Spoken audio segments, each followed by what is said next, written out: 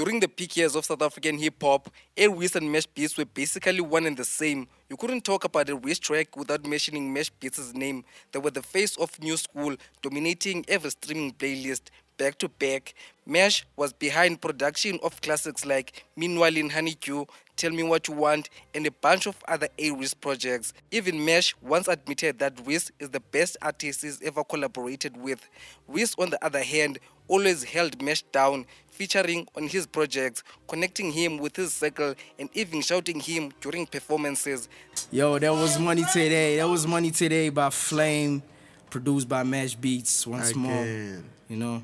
Their partnership wasn't just music, it was mutual respect and a shared come up. Their relationship was kind of like Future and Metro Booming, or maybe you could say Drake and 40. But over time, things shifted. Reece began getting involved in rap beef and controversies. That's not unusual in hip hop though, but this period was where the cracks began to show and their relationship started to fade. Not long after that, Reece branched out and started moving solo, leaving MashBeatz behind. Mash had to rebuild from scratch. He started working with new artists, crafting a new wave and finding his way out without A-Reece's cosign. Meanwhile, Reece carried on like nothing had changed. But to really understand what happened, we have to rewind back to 2016 because that's where it all began. So back in 2016, Mash started linking up with A-Reece's brother, J. Jody, via the internet. Jody would request beats from Mash, then give them to Reece. At the time, Jody and Reece were already working with Ambitious Entertainment. Reece eventually started talking to Mash directly and they started working on Reece's debut album, Paradise. At the time, Mash was still in Limpopo living with his mom. But Khosi, the owner of Ambitious, convinced Mash to come to Gauteng and finish the album with A-Reece. The first song they made together in the studio was Zimbali after they had a studio camp in Zimbali, which is in Durban. After they finished Reece's album, Mash didn't go back home. Instead, he stayed and became an in-house producer at Ambitious Entertainment. Although Paradise did well and was loved by many hip-hop fans, in early 2017, Benchmark and A-Reece suddenly left Ambitious because of financial disagreements. Mash also left the label with them. After they left the label, their initial plan was that they will stay together and make music together. But Benchmark convinced them to start a rap group, which they agreed to, and just like that, the Wrecking Crew was born.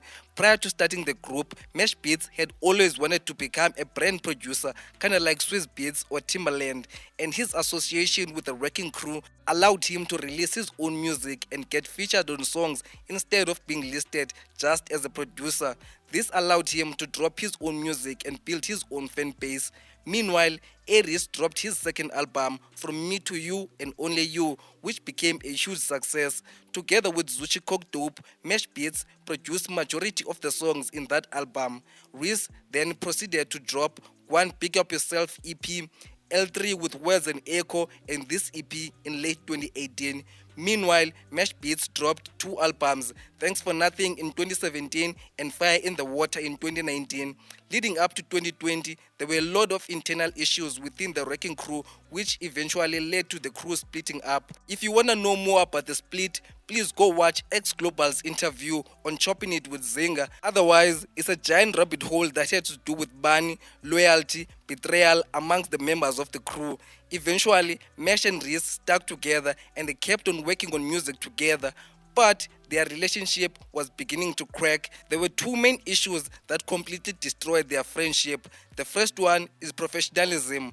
A-Reece and MashBeatz never really had a proper conversation instead of splitting cash, how to distribute their royalties, and who gets what and how. The second one is the fact that MashBeatz suddenly lost his mother in early 2020.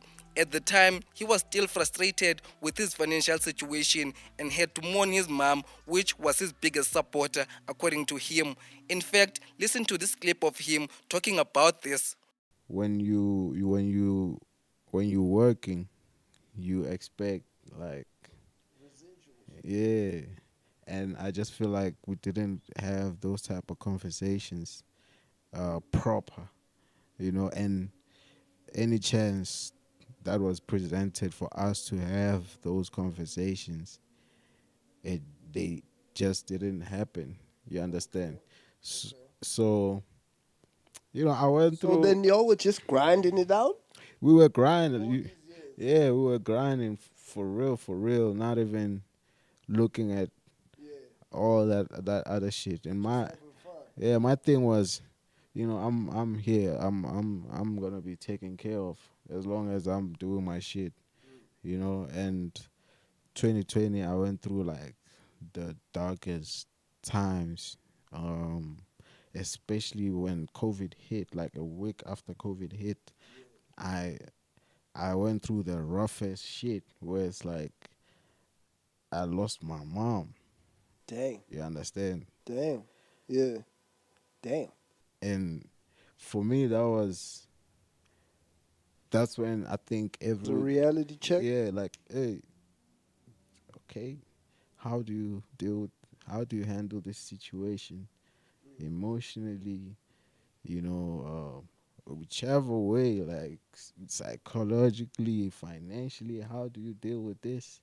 And you know, I just um felt like I was so alone during that time. You didn't feel like Yeah, you got the support you needed at that yeah, time? yeah, almost in every aspect.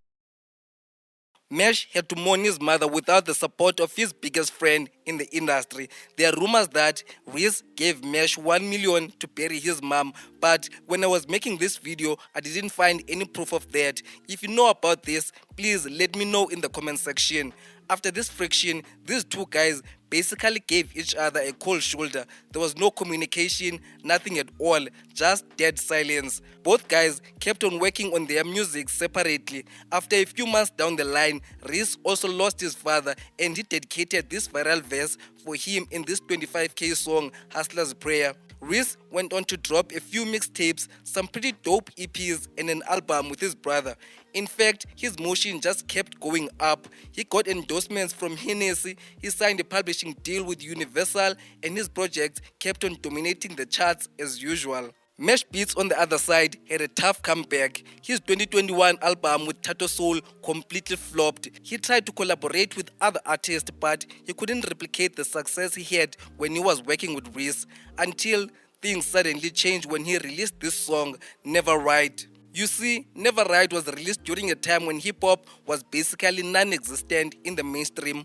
Amapiano dominated everything and every chart, but the Tattoo Soul hook and Maglera verse brought back hip hop into the spotlight. Suddenly, MashBeatz was getting booked back to back. He got licensing deals from Spotify and he even flew to New York for the first time. After the success of Never Right, Mesh followed up with this album, This Is Religion, which became a success. His other project with Words, Only the Brave, is also a huge success. His latest album, The Secret Frequency, is also performing well on streaming charts. It's like ever since he broke up with A-Reece, he's doing better than ever.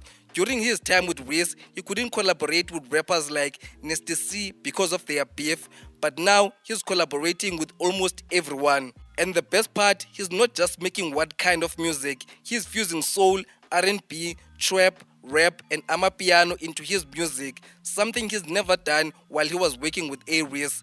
Now, I'm not trying to say A-Reece was holding him back, but in terms of making versatile music, you cannot deny the fact that Mesh is a whole new breed ever since they split up. In my humble opinion, I think their split was the best thing to happen to MashBeatz. Otherwise, if he was still around A-Reece, he would have been still trapped into his shadow. I mean, look at A-Reece's new producer, Michael. That brah is strictly producing for Reece. I haven't heard any music from him with other artists. If you believe that I'm wrong, if you believe that A-Reece was not delaying MashBeatz's success, if you believe that A-Reece did nothing wrong by not being there for MashBeatz when he needed him the most, please drop your location pin in the comments. And please bring your best weapons if you can, cause I'm also gonna be coming with my baseball bat.